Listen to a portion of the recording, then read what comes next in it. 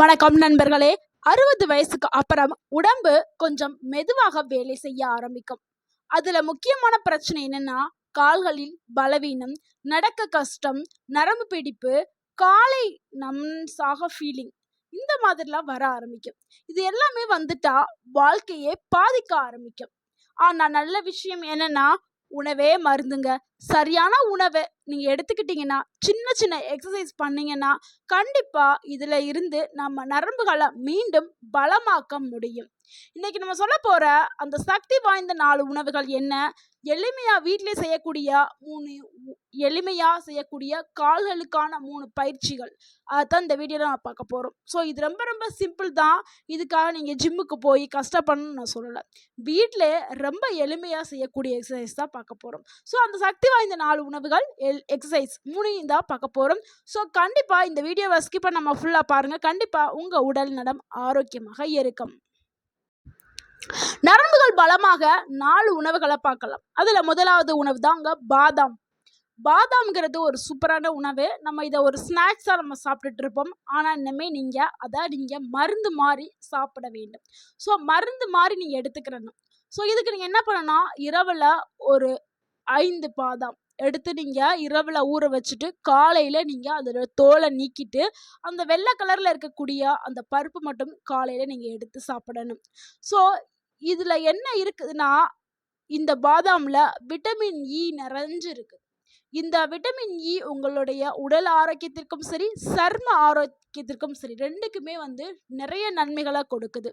So நிறைய பேர் சொல்லியிருப்பாங்க, பாதாம் சாப்பிட்டா நீங்கள் இளமையாக இருப்பீங்க, அவங்களுடைய சர்மம் நல்லா பளபளன்னு இருக்கும் அப்படின்னு சொல்லியிருப்பாங்க. அது உண்மைதான். அதையும் தாண்டி ரத்த ஓட்டத்தை சீராக வச்சுக்கிறதுக்கு இந்த பாதாம் பயன்படுது. அதே மாதிரி நரம்புகளுக்கு ஒரு நல்ல ஒரு ஸ்ட்ரென்த்தான ஒரு உணவா பாதாம் இருக்குது. நரம்பு டேமேஜ் ஆகாம பாதுகாக்கிற தன்மை இந்த பாதாமுக்கு இருக்குது. ஸோ பாதாம் சாப்பிட்ற முறையை நான் சொல்லிட்டேன். அந்த மாதிரி தான் சாப்பிடணும். ஸ்நாக்ஸ் மாதிரி ஈவினிங் அப்படியே எடுத்து வாயில் போட்டு மெல்லக்கூடாது. ஸோ ஊற வச்சு மட்டுமே எடுக்கும் பொழுது தான் உங்களுக்கு முழுமையான ஊட்டச்சத்து உங்களுக்கு வரும். ஸோ இது உங்களுக்கு உங்களுடைய மூளைகளுக்கும் நல்ல ஒரு சக்தியை கொடுக்கக்கூடிய ஒரு உணவாக இருக்குது பாதாம். இது பிரெயின் மற்றும் நர்வ்ஸ் ரெண்டுக்குமே சக்தி தரக்கூடிய ஒரு உணவாக இருக்குது. ஸோ பாதாம் பருப்பு சாப்பிட்டா உங்களுக்கு டபுள் பெனிஃபிட் கிடைக்கும். உங்களுடைய நரம்புகளும் வலுவாக்கப்படும், உங்களுடைய மூளைகள் வலுவாக்கப்படும். ஸோ உங்களுடைய மூளையோட ஆக்டிவிட்டி நல்லா இயங்க ஆரம்பிக்கும். இதனால ஞாபக சக்தி பல மடங்கு அதிகரிக்கும். முக்கியமாக வயதானவர்களுக்கு வயது அதிகரிக்க அதிகரிக்க ஞாபக திறன் ரொம்ப குறைஞ்சிரும். சிலருக்கு வைத்த பொருள் எங்கே இருக்குன்னு தெரியாது. ஸோ பேசிட்டே இருப்பாங்க, திடீர்னு அடுத்து சொல்ல வர்ற வார்த்தையை கூட மறந்துடுவாங்க. இந்த மாதிரி நிறைய வயதானவர்களுக்கு இந்த பிரச்சனை ஏற்படும். ஸோ அந்த பிரச்சனையிலிருந்து மீள்றதுக்கு பாதாம் ஒரு சிறந்த உணவாக இருக்குது. ஸோ பாதாமை நீங்கள் எடுத்துக்கலாம். அதே மாதிரி வயதானவர்களுக்கு தூக்கமின்மை பிரச்சனை வரும். ஸோ நைட்டெல்லாம் தூக்கமே வராது, தூங்கிட்டே இருப்பாங்க, திடீர்னு முழிச்சிருவாங்க, அடுத்து தூக்கமே வராது. அது எல்லாத்துக்குமே பாதாம் ஒரு நல்ல ஒரு ரிலீஃபை கொடுக்கும். நல்ல ஒரு டீப் ஸ்லீப், அதாவது ஆழ்ந்த ஒரு உறக்கத்தை கொடுக்கறதுக்கு பாதாம் பயன்படுது. ஸோ நீங்கள் பாதாமை ரெகுலராக நீங்கள் காலையில் வெறும் வயிற்றில் எடுத்துகிட்டு வாங்க. பலவிதமான நன்மைகள் உங்கள் உடலுக்கு சேர ஆரம்பிக்கும். உங்களுடைய உடல் முழுக்க முழுக்க ஆரோக்கியமாக்கப்படும். ஸோ நீங்கள் சாப்பிட்டதுக்கு அப்புறம் தான் உங்களுக்கு அதனுடைய நன்மைகள் கிடைக்க ஆரம்பிக்கும். ஸோ இன்னையில இருந்தே நீங்கள் பாதாம் சாப்பிட நீங்கள் ஆரம்பிச்சிருங்க. அடுத்து நம்மளுடைய நரம்புகளை வலுவாக்குறதுக்கு நம்ம பழைய காலத்துல இருந்து பயன்படுத்தக்கூடிய ஒரு பொருள் என்னன்னா, அதாங்க கருப்பு உளுந்து. ஸோ இது நம்மளுடைய பழைய பாட்டிமார்களுடைய மருந்தா இது இருக்குது. ஸோ கண்டிப்பா எல்லாருமே கருப்பு உளுந்தை பயன்படுத்துகிறோம். நம்ம பயன்படுத்துகிறோம், உளுந்தை பயன்படுத்துகிறோம். ஆனால் நம்ம வெள்ளை உளுந்து, தோல் நீக்கிய உளுந்தை நம்ம பயன்படுத்துகிறோம். ஆனால் கருப்பு உளுந்து தான் நம்ம பயன்படுத்தணும். அதில் தான் முழுமையான சத்துக்கள் இருக்குது. ஸோ இந்த கருப்பு உளுந்தில் என்ன இருக்குதுன்னா, கால்சியம், அயன் இது எல்லாமே அதிகமாகவே இருக்குது. ஸோ எலும்புகள் நரம்புகளை வலிமையாக வைக்கிறதுக்கு இந்த ஒரு உணவு சூப்பராக இருக்கும். ஸோ ஜாயிண்ட் பெயினை குறைக்கிறதுக்கு இந்த ஒரு உணவே போதும். ஸோ இந்த ஒரு உணவு உங்களுக்கு மருந்தாக செயல்படும். நிறைய பேர் என்ன பண்ணுறாங்கன்னா, கால்வலி கைவலி வந்தால் ஃபஸ்ட்டு உணவை உணவு மூலியம் சரி பண்ணுவோம் அப்படின்னு யாரும் நினைக்கவே மாட்டேங்கிறாங்க.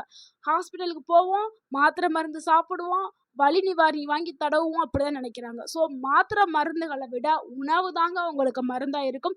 ஸோ மாத்திரை மருந்து அப்போதைக்குன்னு தற்காலிகமா வலியை மட்டும் போக்கும். திருப்பி திருப்பி வர ஆரம்பிச்சிடும். அடுத்து நீங்க டாக்டரே சொல்லுவாங்க, ஸோ இந்த மாத்திரை மருந்து மட்டும் உங்களுக்கு வந்து முழுமையான ஒரு தீர்வை கொடுக்காது. இது கூடவே சேர்த்து நீங்க உணவு பழக்கத்துல சரி பண்ண முடியும்னு சொல்லுவாங்க. ஸோ அதனால தான் நம்மளும் சொல்றோம் திருப்பி திருப்பி.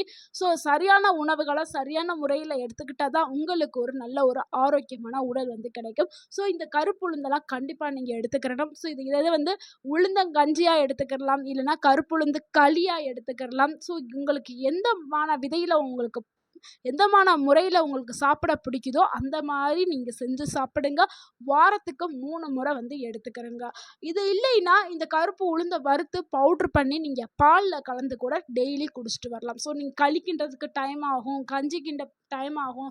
இது இன்னொரு என்ன சொல்கிறது, டெய்லி சமையலில் வந்து இது செய்கிறதுக்கு கஷ்டமாக இருக்கும் அப்படின்னா நீங்கள் ஒரு மாதத்திற்கு தேவையான உளுந்துகளை வாங்கி அதை நீங்கள் நல்லா வறுத்து பவுட்ரு பண்ணி ஒரு டப்பாவில் ஸ்டோர் பண்ணி வச்சுட்டு நீங்கள் டெய்லி பாலில் கலந்து குடிச்சா போதும். உங்களுடைய உடல் வந்து அற்புதமான ஒரு நல்ல மாற்றத்தை வந்து பெற ஆரம்பிக்கும்.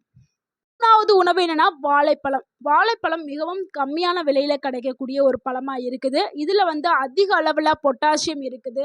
இது மசில்ஸ், கிராம்ஸ் எல்லாத்தையுமே குறைக்கக்கூடிய தன்மை கொண்டது. இது நரம்பு சிக்னல்ஸை வந்து இம்ப்ரூவ் பண்ணும் தன்மை கொண்டது. ஸோ நரம்புகளை வலிமையாக்குறதுக்கு வாழைப்பழம் மிகவும் சிறந்த ஒரு உணவாக கருதப்படுது. ஸோ ஒரு வாழைப்பழம் நீங்கள் காலையில் எடுத்துக்கிட்டா உங்களுடைய கால்களில் ஏற்படக்கூடிய அந்த பிடிப்பு இருந்துச்சுன்னா அது எல்லாமே சரியாயிடும். ஸோ அந்த கால் பிடிப்புக்கு ஒரு நல்ல ஒரு ரெமிடியாக வாழைப்பழம் இருக்குது. ஸோ வாழைப்பழத்தில் பொட்டாசியம் இருக்கிறனால அந்த பொட்டாசியம் நம்ம உடலுக்கு மிகவும் அத்தியாவசியமான ஒரு ஊட்டச்சத்தாக இருக்குது. ஸோ தினமும் ஒரு வாழைப்பழத்தை எடுத்துக்கிறங்க, ரொம்ப நல்லது. அடுத்து 4வது உணவை பார்க்கலாம். 4வது உணவு வந்து நம்மளுக்கு எல்லாருக்கும் தெரிஞ்ச ஒரு உணவு தான். அது எள்ளுங்க. ஆனால் நம்ம பயன்படுத்துறதே இல்லை. எள்ளில் அதிக அளவில் கால்சியம் இருக்குன்னு எல்லாருக்குமே தெரியும். ஆனால் பயன்படுத்துறது ரொம்ப ரொம்ப குறைவாக தான் பயன்படுத்துகிறோம். ஸோ நாட்டு எள்ளு, அதாவது கருப்பு எள்ளு, வெள்ளை எள்ளு 2 எள்ளு இருக்குது. ஆனால் கருப்பு எள்ளு வந்து மிகவும் சிறந்த ஒரு எள்ளாக கருதப்படுது. ஸோ கால்சியத்தோடைய கிங் அப்படின்னு சொல்லலாம். அந்த அளவுக்கு வந்து கால்சியம் சத்து நிறைந்த ஒரு உணவாக கருப்பு எள்ளு இருக்குது. இது நரம்பு, எலும்பு எல்லாத்தையுமே வந்து நல்லா ஸ்ட்ராங்காக வச்சுக்கிறதுக்கு உதவி பண்ணுது.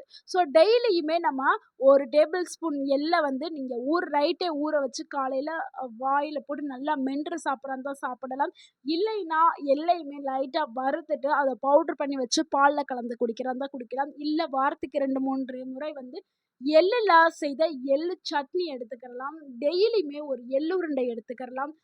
ஸோ இந்த மாதிரி சாப்பிடும்போது பெண்களுக்கு ரொம்பவுமே நல்லது. ஏன்னா இதனால வந்து எள்ளுருண்டை டெய்லி சாப்பிடும் பொழுது அவங்களுடைய கர்ப்பப்பை எல்லாமே வலுவாக்கப்படும், ஹீமோகுளோபின் அதிகரிக்கும். ஏன்னா இப்போ டெய்லியுமே வந்து ஒரு டேபிள் ஸ்பூன் எள்ளும் கொஞ்சம் வெல்லம் சேர்த்து சாப்பிட்டா இன்னுமே நல்ல ஒரு பலன் கிடைக்கும்.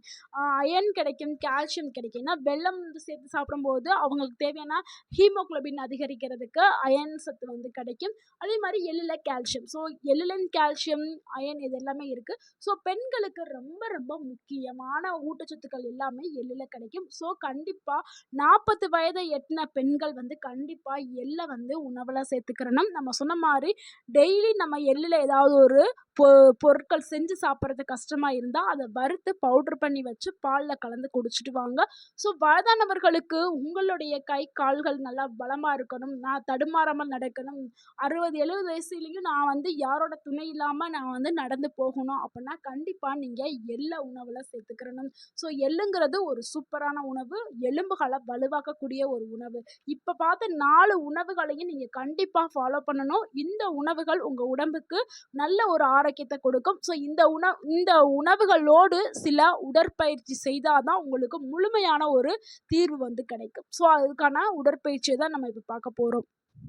நம்ம முதல்ல பார்க்கக்கூடிய உடற்பயிற்சி என்னன்னா அதுதாங்க சேர் sitting leg raise exercise.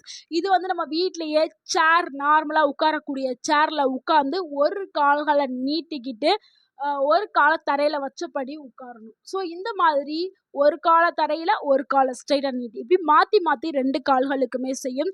So இந்த மாதிரி 10 வினாடிகள் வந்து ஒரு காலுக்கு அப்படி வச்சுட்டு 10 முறை நீங்கள் வந்து செய்யணும். ஸோ இந்த மாதிரி டெய்லி செய்யும் பொழுது உங்களுடைய நரம்புகள் எல்லாமே ஸ்ட்ரென்த் ஆக்கப்படும். அதே மாதிரி கையும் ஒரு கை ஒரு கால். ஸோ காலு கை 2மே இல்ல கை வந்து எனக்கு ஓகே நல்லா தான் இருக்கா அப்படின்னா கைக்கு செய்ய வேண்டாம். காலுக்கு தான் நல்ல ஒரு ஸ்ட்ரென்த் வேணும் அப்படின்னா காலுக்கு செய்யுங்க. இல்ல 2மே கை, கால் எல்லாமே எனக்கு நல்லா ஒரு ஸ்ட்ரென்த் வேணும் அப்படின்னா நீங்கள் கை, கால் 2க்குமே செய்யுங்க. இந்த மாதிரி செய்யும் பொழுது உங்களுடைய கை, கால் நரம்புகள் நல்லா வலுவாக்கப்படும். உங்களுடைய க வலி எல்லாமே சரியாயிடும். அடுத்து 2வதா செய்யக்கூடிய எக்ஸர்சைஸ் என்னன்னா, அந்த எக்ஸர்சைஸ் பேர் வந்து ஹீல் ரைஸ் எக்ஸர்சைஸ் தான். இது வந்து என்னன்னா, நீங்க ஸ்ட்ரெயிட்டா நின்டுகிட்டு உங்களால நிக்க முடியலன்னா சப்போர்ட்டுக்கு சேர பிடிச்சிட்டு கூட நில்லுங்க. ஸோ ஸ்ட்ரெயிட்டா நீங்க சேர பிடிச்சிட்டு நின்டுகிட்டு உங்களுடைய அந்த கட்டை விரல், கால் விரல் இருக்குல்ல, அத ஊனி நீங்க நிக்கணும். ஸோ கால் விரல்ல வந்து தரையில ஊண்டி நிக்கிறது தான் ஹீல் ரைஸ் எக்ஸர்சைஸ். இந்த மாதிரி நீங்க 10லேருந்து 15 டைம் நீங்க செஞ்சுட்டே வந்தீங்கன்னா, உங்க உடலுக்கு நல்ல ஒரு பிளட் சர்க்குலேஷன் இம்ப்ரூவ்மெண்ட் வந்து கிடைக்கும். ஸோ 2 காலையுமே மாத்தி மாத்தி செய்யணும். உங்களுக்கு நான் சொன்னது புரியலன்னா, இந்த இமேஜ்ல தெரியுதுல, படத்த பார்த்து நீங்க தெரிஞ்சுக்கோங்க. அந்த படத்துல என்ன சேர புடிச்சிட்டு நின்டு, ஒரு கால்ல வந்து தரையில ஊண்டி இப்படி நிக்கிறாங்கல்ல, ஸோ அந்த மாதிரி தான் நீங்க நின்று பண்ணணும். அடுத்து 3வதா பார்க்கக்கூடிய எக்ஸர்சைஸ் என்னன்னா, அதாங்க வாக்கிங் எக்ஸர்சைஸ். இது ரொம்ப ரொம்ப முக்கியமான ஒரு எக்ஸர்சைஸ். தினமும் நீங்க 15லேருந்து 20 நிமிடம் வந்து நடக்கணும். ஸோ மார்னிங் நடங்க, இல்லைனா ஈவினிங் நடங்க. மார்னிங் நடக்கும் பொழுது நீங்க எம்ப்டி ஸ்டொமக்ல நடக்கும்போது நல்ல ஒரு பலன் வந்து உங்களுக்கு கிடைக்கும். ஈவினிங் செஞ்சாலும் ஓகே. டைம் இல்லாதவங்க ஈவினிங் செய்யுங்க. டைம் இருக்கிறவங்க மார்னிங் செய்யுங்க. இது உங்க உடல் முழுக்க நல்ல ஒரு மருந்து மாதிரி உங்களுக்கு வேலை செய்யும். ஸோ நடைப்பயிற்சிங்கிறது உங்களுடைய வாழ்நாள் முழுக்க உங்களுக்கு நோய்கள பக்கத்துல நெருங்க விடாம பண்றதுக்கான ஒரு பயிற்சி தாங்க நடைப்பயிற்சி. ஸோ முடிஞ்ச அளவுக்கு நடைப்பயிற்சி தினமும் 15லேருந்து 20 நிமிஷம் உங்களுக்கு டைம் கிடைக்கிற வரைக்கும் நீங்க செய்யுங்க. ஸோ ரொம்ப நேரம் செய்ய வேண்டாம். நீங்க 15லேருந்து 20 நிமிஷங்கிறதே போதுமானது. நீங்க செய்யக்கூடாத தவறு என்னன்னா, நீண்ட நேரம் ஒரு இடத்துல உட்கார்ந்தே இருக்காதீங்க. அதே மாதிரி அதிகமா ஜங்க் ஃபுட் அவாய்ட் பண்ணுங்க. அது எண்ணெயில பொரிச்சது, வறுத்தது இந்த உணவுகள தவிருங்க. அடுத்து வந்து தண்ணீர் அதிகமா எடுத்து குடிங்க. இப்ப வெயில் காலம் வேற ஆரம்பிச்சிருச்சு. ஸோ ஒரு நாளைக்கு 2லேருந்து 2½ லிட்டர் தண்ணீர் வந்து தாராளமாக எடுத்துக்கிருங்க. அதே மாதிரி நல்லா தூங்குங்க. 7லேருந்து 8 மணி நேரம் நல்லா தூங்குங்க. ஸோ உங்களுடைய உடல் ஆரோக்கியமாக்கப்படும். நம்ம சொன்ன இந்த டிப்ஸ் எல்லாத்தையுமே ஃபாலோ பண்ணுங்க. உங்க உடல் எப்பொழுதுமே ஆரோக்கியமா இருக்கும். எந்த ஒரு நோயும் உங்க உடல் பக்கம் நெருங்கவே செய்யாது. ஸோ இந்த வீடியோ உங்களுக்கு பயனுள்ளதா இருந்திருந்தா, இந்த வீடியோக்கு ஒரு லைக் பண்ணுங்க. இந்த வீடியோவ உங்களுடைய ஃப்ரெண்ட்ஸ் அண்ட் ஃபேமிலிக்கு ஷேர் பண்ணுங்க. மறக்காம எங்க சேனலை சப்ஸ்கிரைப் பண்ணுங்க, சப்போர்ட் பண்ணுங்க, கமெண்ட் பண்ணுங்க. தேங்க் யூ ஃபார் வாட்சிங்.